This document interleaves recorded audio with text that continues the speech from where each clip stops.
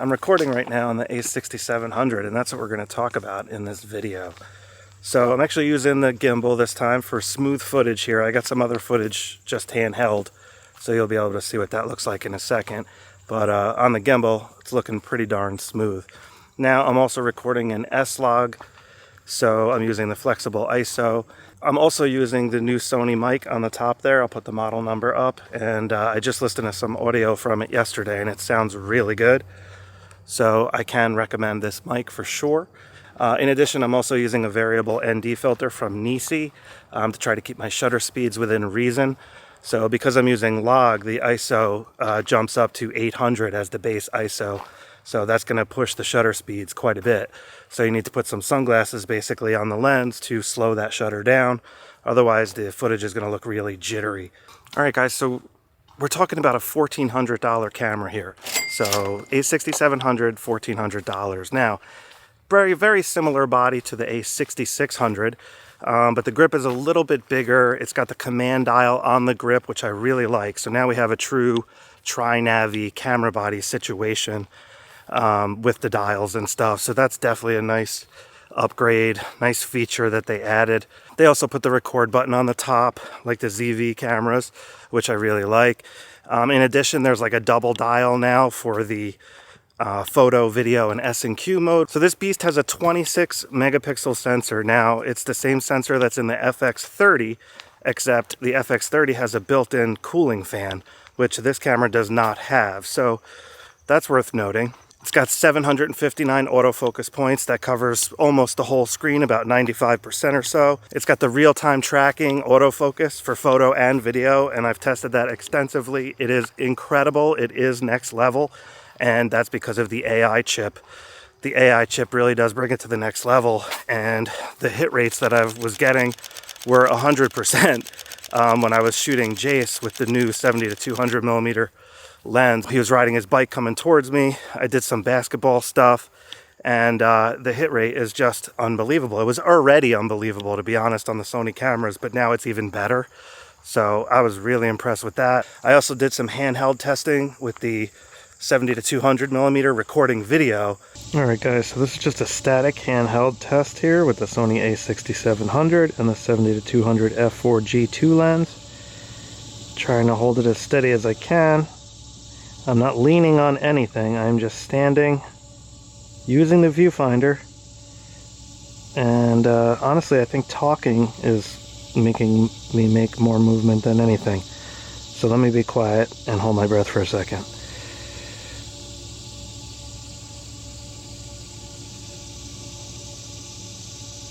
Yeah, it might have helped a little. Can't really tell.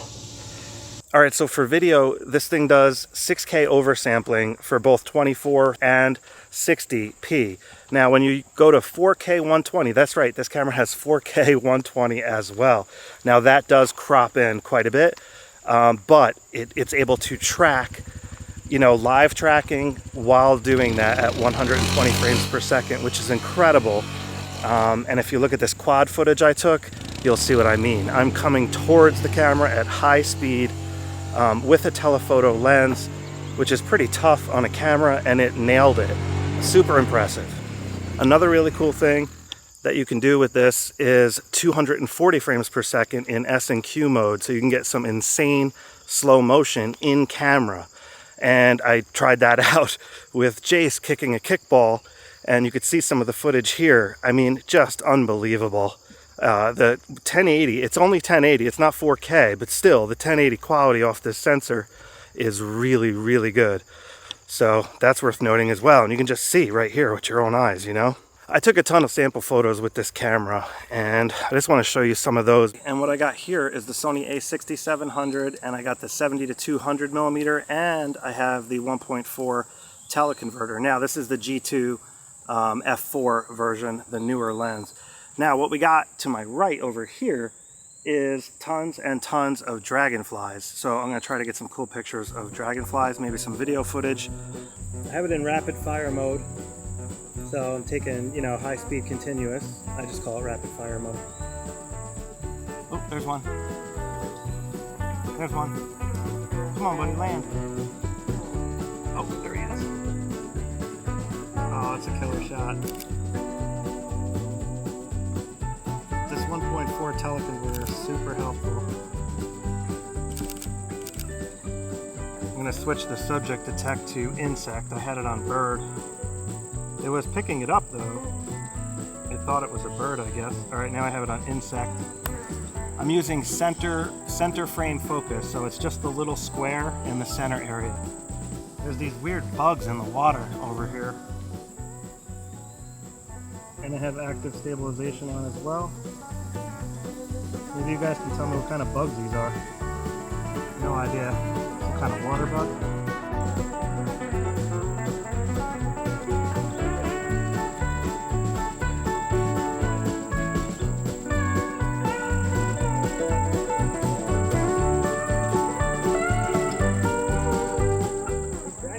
Everywhere. Yeah, I could see the focus. It's definitely picking up the insect or the dragonfly. Pretty cool.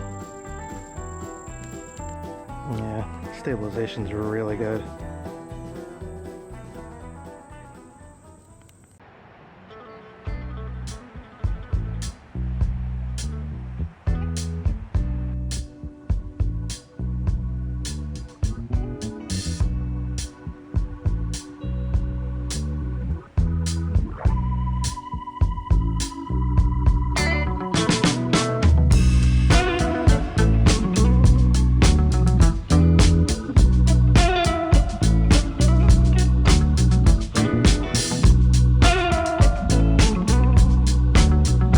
Alright guys, so now I got the Zeiss 55mm f1.8 lens. One of my favorite lenses. It's like my go-to lens for my Sony A7 IV. I'm going to see what I can do with this guy real quick.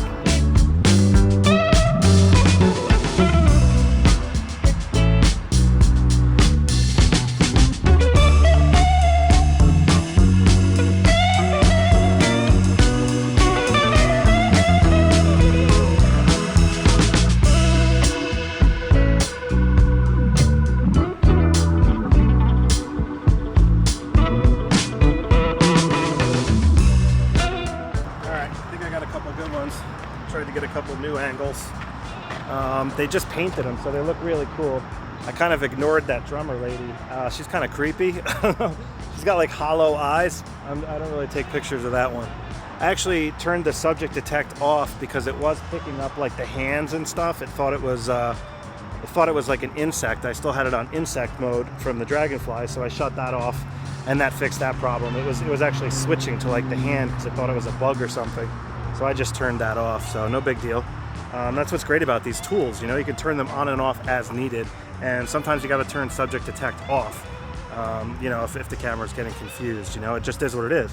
But it's awesome when you're actually taking a photo of that subject, you know, then it just like goes right to it, and it's like so helpful, so it just is what it is, you know. I'm gonna see if I can find some bees. Hopefully there's some here. There was a whole bunch of them the other day around these flowers. Oh yeah, they're there. See all these flowers? There's like bees everywhere. So let's see what I can do here.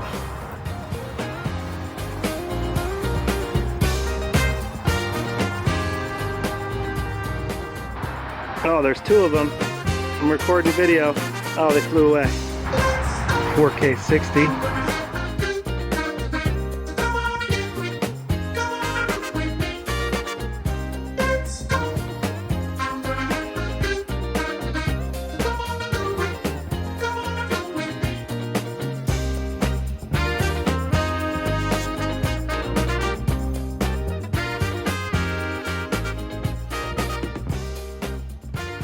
Alright guys, so here's me in the car using that cool new Sony mic, and on the A6700 I have the 15mm f1.4 lens. Now I have it at f1.8, let me put it at f1.4. Alright, now it's at f1.4. And I love this lens. It's such a great lens. It's got really punchy contrast, and it's great for vlogging. And now this is like a vlogging scenario, and I'm in my car, and you can see how much room I have. Like, it's pretty wide, you know, you can see like quite a bit of the cab here. And, you know, I could also hold stuff up to the camera if I wanted to, and it should switch as soon as I block my face like this. Like if you're holding a product up or you're showing food off, whatever you're doing, this is a great lens for that, because just look at that background butter. I mean, it's awesome. You know, that's what I really like about it. And it's certainly wide enough, and it also has all those pro features on there. So this is a really good match for the A6700 if you're in a vlogging scenario and you want super, super high quality. It's a hybrid camera, so it's made for both photo and video, but it's definitely more of a photo camera than a video camera, I would say. Although the video specs are unbelievably capable, the thermals of this camera are just not, you know, rugged enough to do long form recording. You know what I mean? So the FX30 would be the better option for that type of stuff because it has the built-in fan. So with that being said, I did do some overheat testing, and let's just go over those numbers really quick. So I was testing 4K in the studio, and I was using PD power, which is how I would use it in the studio, so I don't have to worry about changing the batteries. So I had a USB-C cable plugged in there powering the camera, and I also had the HDMI out going to my monitors. And because I was using PD power, which is going to charge the, you know, trickle charge the battery, and I had the HDMI out going, the camera is definitely generating more heat.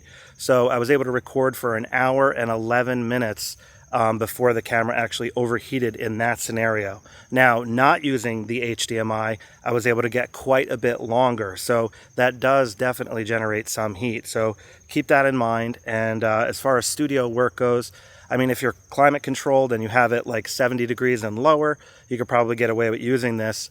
But if you're using HDMI out and stuff like that, then you're really pushing it with the thermals. So again, I would recommend the FX30 for any kind of long form stuff like that. 4K 60, 10-bit, I was able to get 52 minutes recording before the camera overheated. Now, the temperature warning came on at 46 minutes.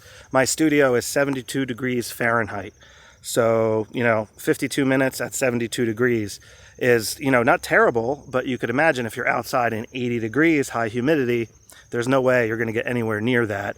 So outside in warm temperatures, this camera is not going to give you good recording times. It just is what it is. Even in 4K 24, you're probably only going to get like 20, 30 minutes, you know, just depending on how hot it is. Now today, where I live right now, it's only like 60 degrees out, 65 degrees, so I'm not going to have any issues at all. So it just depends on what you're doing and how long you're recording. So keep that in mind. So another thing as far as thermals go, when you do have the auto power temp set to high, this camera does physically get really hot. Now, it's not going to like burn your face hot, but it's definitely getting there, you know?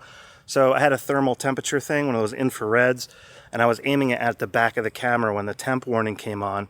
And according to the thermal thermometer, it was about 135 degrees, you know, just pointing the little laser like at the back of the camera. So that's pretty warm. Again, it's not like going to burn you, but it's definitely hot. Like if you put that up to your cheek, it might be like, whoa, you know, type thing. So Sony suggests you use a tripod or a gimbal, something like that, so it's not like touching your face at those temperatures. That kind of makes sense.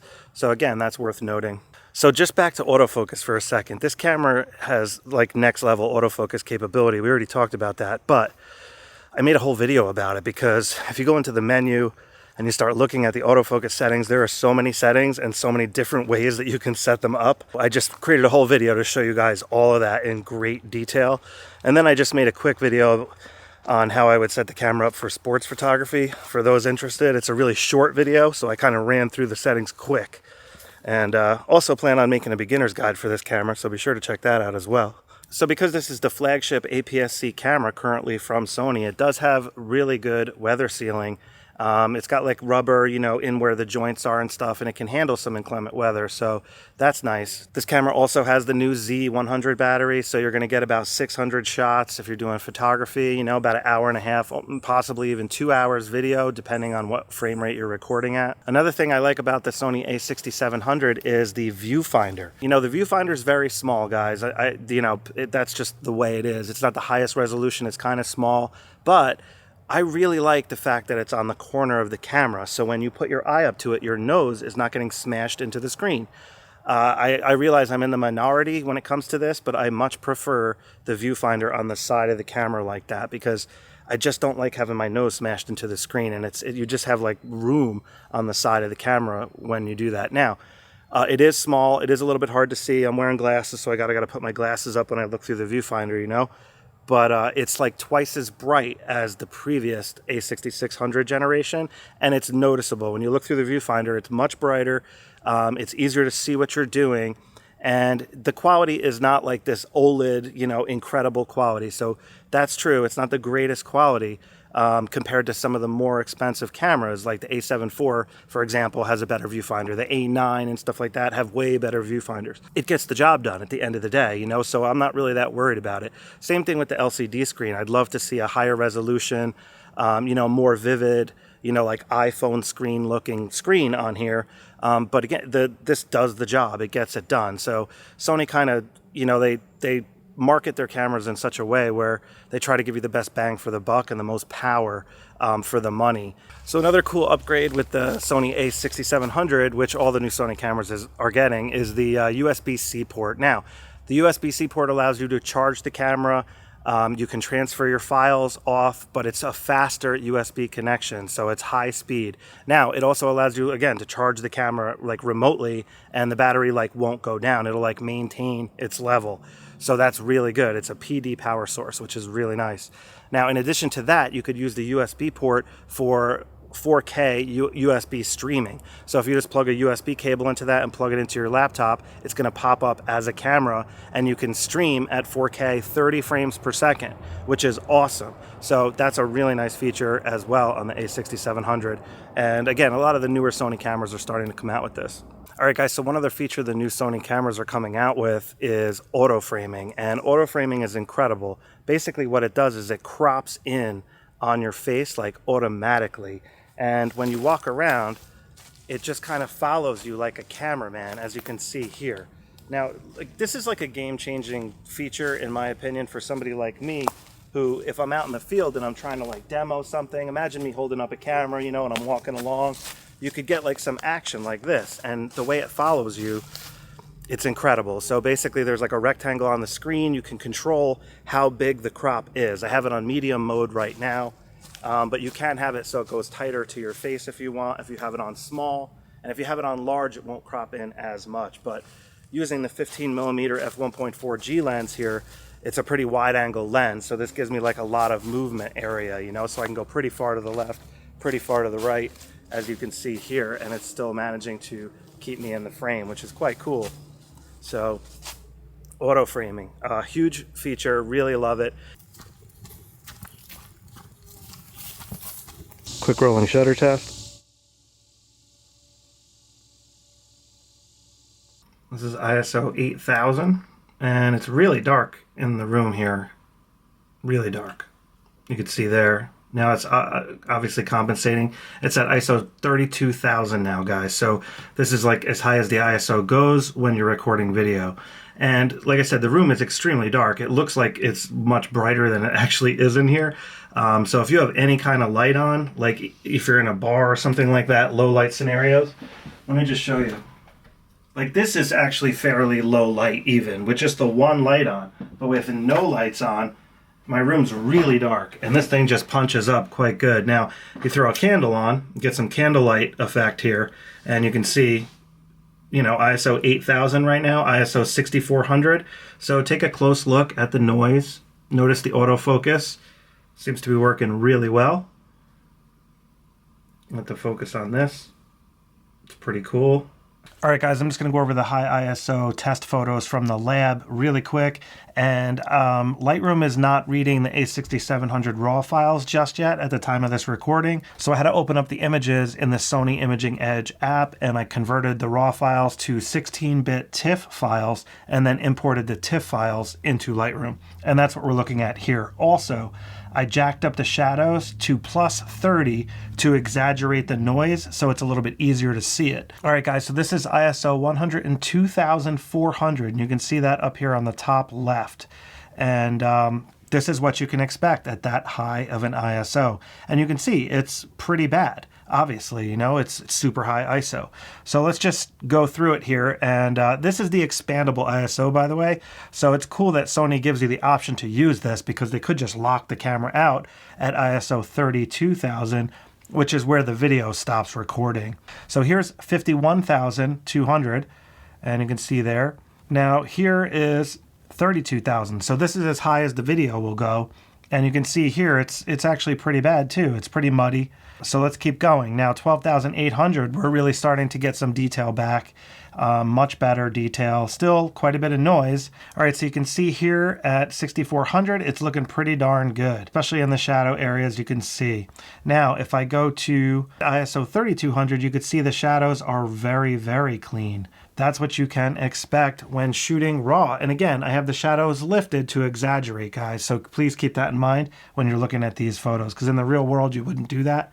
But in any event, let's move on. All right, so just a quick look in my hand here. You can see how the grip feels and looks, you know, looking at it from the top view here. So the camera's still fairly small, fairly lightweight. You know, it's not near as lightweight though as the A6400. It's more like the A6600. So because of the stabilization rig in there and stuff, the camera is a little bit heavier, a little bit thicker. So if you're looking for like the smallest, most compact, lightweight, you know, the Sony ZV-E10 would be a better option for like just lightweight and small and compact. The A6400 would be a really good option as well. So for $1,400, this is an amazing camera. It's very, very powerful. The video specs in here are incredible, but you are going to be limited due to the thermal characteristics of this camera that we talked about at length already. When it comes to that, what comes to my mind is the Sony A7C, which is what I'm recording with right now, is going for $1,600 right now. So $1,400 for the A6700, $1,600 for the full frame Sony A7C. Now, the A7C is only an 8-bit camera when it comes to video. So this is a 10-bit camera, definitely better. But the A7C, you know, it doesn't overheat in my studio. I have it plugged in with a HDMI. I have the dummy battery in there. I have the audio, the KLR on top for the audio, so my mic just plugs right in and it's my studio camera, and I've been using it for like 2 years as the studio camera, and I absolutely love it. So for $1,600, if you want like a hybrid camera and you're not that concerned about the 4K 60 and the 4K 120, the A7C would be a better option in my opinion, especially if you're more into photos, because full frame is definitely better than crop factor. Now, you know, with a good lens and stuff like that, it's hard to tell in some situations, but the larger sensor has more dynamic range and you're just going to get better background blur. You know, the butter that I always talk about in the background. So it's just food for thought, guys. You know, the A7C is a little bit older of a camera, so the autofocus technology isn't quite as good. But guys, Sony autofocus has been unbelievable for years. So the A7C can easily track Jace coming towards me on the bike, just like you saw with this camera. I might not get 100% hit rate, but I'll get like a 95% hit rate. That's how good the Sony A7C is. Same thing with the Sony A6400. They're incredible. Now, yes, this is better. It is what it is. This is the latest and greatest. Full frame camera for $1,600. I would absolutely be considering the A7C, you know, if I'm in the market for the A6700, like that's the price that I'm willing to go with and so forth. So I just wanted to talk about that for a second. And, you know, just in case you didn't think of that. Now, when it comes to full frame, some of the lenses are going to be a little bit heavier, but they are making lighter lenses these days, like the 35mm f1.8 lens, which is what I have on my Sony A7C, is not really much bigger than this 15mm f1.4 lens. It's a little bit bigger, but not much.